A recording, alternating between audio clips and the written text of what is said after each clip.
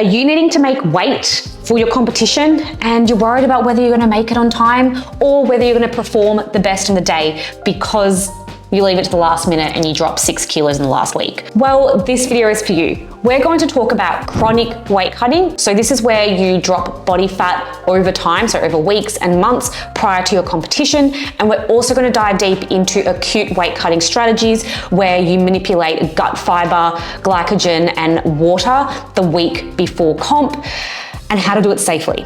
So stay tuned for all of my tips. Please be sure to like this video, subscribe, hit the notification bell so you get a notification clearly when my next video drops next week. So let's get started. I'm gonna be honest. It's one of my pet peeves when an athlete comes to me 2 weeks out of a competition and then decides to address changes to their nutrition to help them make weight for their comp, particularly if you have more than 6% to lose of your body weight. So I've had an athlete come to me saying, I need to drop 10 kilos in 2 weeks. And look, it's not that it's not doable, but is it supportive for your performance and your health? The answer is no. Having more time and being prepared and using a combination of chronic and acute weight cutting strategies is going to be the best outcome for your performance and helps you also maintain muscle mass, energy, and strength during your preparation into your comp.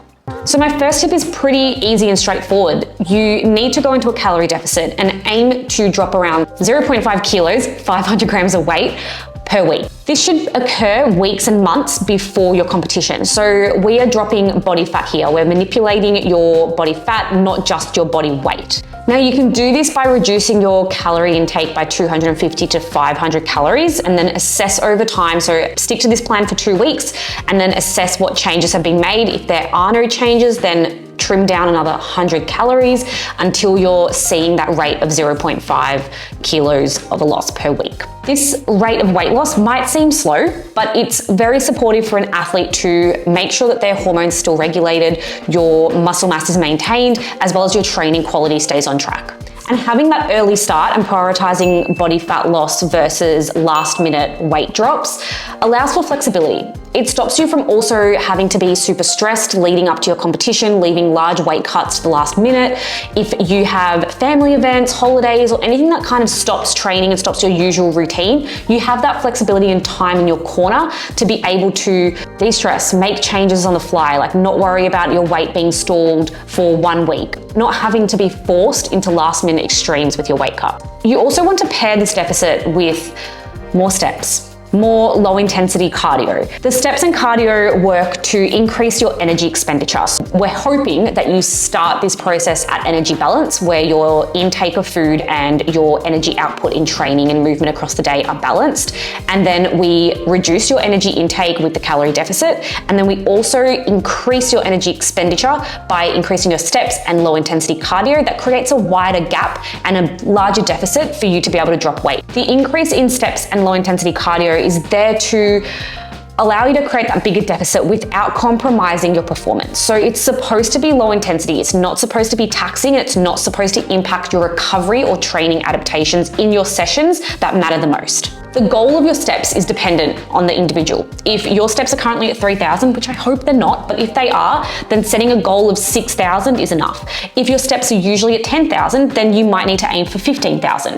The cardio sessions are also dependent on the individual. If you're already doing 3 low intensity or zone 2 cardio sessions across the week, you might want to ramp that up to 5. If you're not doing any at all, 2 or 3 across the week should be enough. Now, as you continue this process and your calories start to drop even lower as progress stalls and you make those revisions of 100 calorie drops here and there to make sure that you're continuing your progress, you also need to prioritize your protein. Your protein needs to stay high so that you retain muscle mass and the body weight that we're losing is not coming from your muscle. So as calories drop and you make those refinements of reducing another 100 calories when your progress stalls to make sure that you're continuously losing weight, the priority then shifts to making sure that you have a high protein diet. You want to prioritize this because it supports your immune function. Make sure that the weight that you're losing is not muscle mass and therefore strength. And also, higher protein diets help you feel satiated. They take longer to digest. They also go through a process called thermogenesis when you're digesting. So it increases your body temperature and burns more energy when you're digesting, which is great when you're trying to drop weight. But just that general feeling of fullness and having more of a dense meal through protein will help make the deficit a lot easier to stick to in the long term. So a good starting point is having around 2.2 grams of protein per kilo of body weight across your whole day. And sometimes with my athletes, I increase this to 2.5 and even upwards of 3 grams per kilo, depending on the deficit and depending on what the athlete can tolerate and what they're used to on a day-to-day basis. The higher end is always helpful. So really try and just adjust it based on what's going to be best suitable for you. And if you are noticing your hunger cues increasing, you're not feeling like your meals are filling you up or anything like that, you can always shift your protein and increase it along the way. You also want to aim to spread out your protein across 4 to 6 meals or four meals and 2 snacks in the day. This allows you to have a little bit more of a steady amino acid flow so that you're recovering well across every single day, but also allowing you to have those filling meals at more time points in the day too. As your calories drop, your carbohydrates are also going to continue to drop. So that's where the protein becomes really important. And important for you to spread out, because there might be a time where your macronutrient distribution becomes a little bit skewed. This leads me to my next point, is when calories get quite low and your carbohydrates are compromised and you're not eating as many carbohydrates as you would like because it's getting to crunch time, you then need to prioritize your carbs to be around your training. This might mean that breakfast, lunch, or dinner has a very low amount of carbohydrates, but you still keep in your pre-training primers and your intra-training carbs so that you have enough glucose in your system or in your bloodstream to ensure you're still performing well in your training. Now, best case scenario is not having to reduce carbs to an amount that is uncomfortable, but sometimes we got to do what we got to do. And the safest way to still retain your performance is by not reducing or cutting out your primers and intras. Your body still needs carbohydrates to perform well, and your weeks leading up to your competition, that training block is so important to not only just build strength and improve on your skill, but also for your confidence leading into that competition. If you have a really crappy training block prior to comp, you're likely going to lead into your competition not feeling super confident in your abilities and skills. So it is super vital for you to prioritize that. And then that leads me on to acute weight cutting strategies. So this is usually a week or a week and a half before your competition or weigh-in. And it's usually suggested that around 3 to 5% of body weight loss across this week and a half is safe for athletes to still retain their performance if they have refueled and rehydrated well after weigh-in. Anything more than 5% has been found to be detrimental even with a rehydration and refueling strategy. It's just that time and time again, it's been way too fatiguing for athletes, and it's just too high of a percentage with too short of a time frame to drop. And that's why I mentioned before, and why I spoke a lot on chronic weight loss, and why having more time under your belt and making sure that you're prepared in advance and not leaving it to the last minute will be helpful for your performance. Now, this acute weight drop is not muscle or body fat. It's purely gut content, so what's sitting in your stomach, and water fluid. We are not prioritizing long-term body weight loss in this last week or week and a half. Anything that you lose in this last week is going to be regained. It's without a doubt. And if it's not regained, you're likely going to continue with dehydration and underfueling if you are not replenishing your body correctly.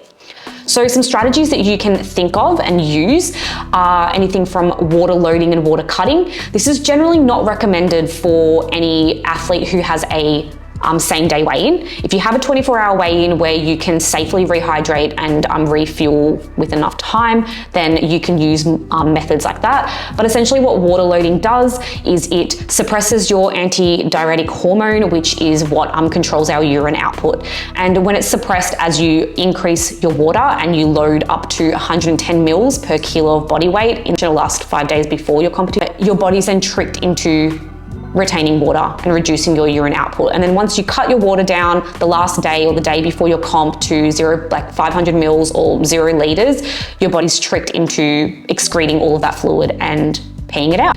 Another strategy that you can use is following a low residue, low fiber, and low salt diet. So around 24 or even 36 48 hours before competition.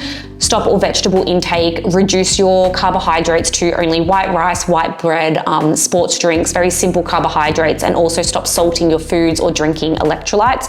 That will then reduce your water retention and then also reduce your gut contents that are sitting in your stomach from a high fiber diet. And the last strategy is using a controlled sweating method. So that's whether you're going into a sauna, a hot bath, sweating out in runs or anything like that. This is for any last minute water and fluid that you want to lose. I do suggest having a coach or a health professional with you when you're sweating out and you're following a method like this. It can be quite dangerous. Dehydration is a serious issue when it's too far. So make sure you have a proper strategy in place that's tailored to you. You know exactly how long you should be sweating out. You know exactly how much you need to sweat out so you're not going too overboard.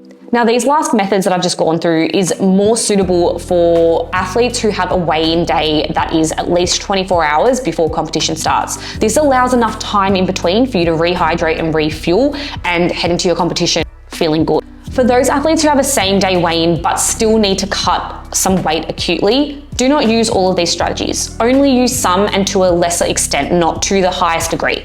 This will compromise your performance, and if you aren't prepared in advance, then I'm gonna be honest, that's on you. Being an athlete requires you being prepared in the long term and sitting at a safe weight and walking weight so that you can cut weight safely for your competition. So bear that in mind. All right, I hope this video helped you prepare better for your next competition if you need to do a weight cut.